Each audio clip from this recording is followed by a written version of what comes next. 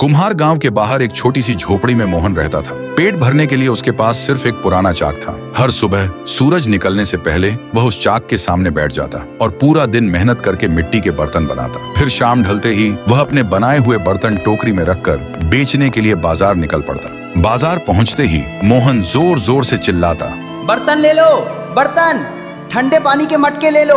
उसकी आवाज सुनते ही आसपास के लोग इकट्ठा हो जाते और धीरे धीरे उसके सारे बर्तन बिकने लगते और उन्हीं पैसों से उसका गुजारा चलता।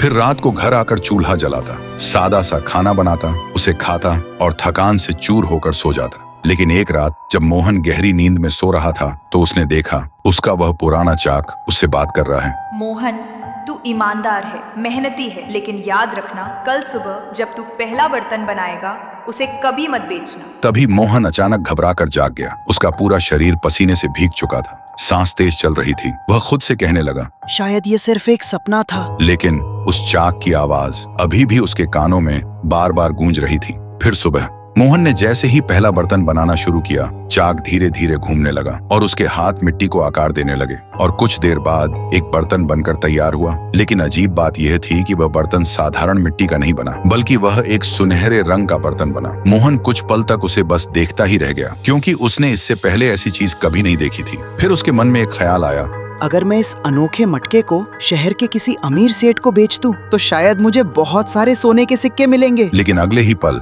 उसे रात का वह सपना याद आ गया। उसे कभी मत बेचना। मोहन ने गहरी सांस ली और उस मटके को उठाकर एहतियात से अपने पास रख लिया। फिर रात को जब वह बाजार से आकर झोपड़ी में बैठकर उस मटके को देख रहा था, तभी अचानक उस मटके से एक सुनहरे रंग की आत्मा बाहर निकली। यह देखते ही मोहन बुरी तरह डर गया, लेकिन तभी वह आत्मा बोली, डर मत मोहन, मैं इस मटके की आत्मा हूँ। तूने लालच नहीं किया, इसलिए मैं तुझे वरदान देती हूँ। इतना कहकर आत्मा ने अपना हाथ हवा में घुमाया और अगले ही पल मोहन की छोटी सी झोपड़ी एक खूबसूरत पक्के घर में बदल गई। उसके फटे हुए कपड़े नए कपड़ों में बदल गए। तभी वह आत्मा बोली, और जब भी तुझे अनाज की जरूरत होगी, इस जादुई मटके से मांगना, तुझे मिल जाएगा और ये मटका कभी खाली नहीं होगा।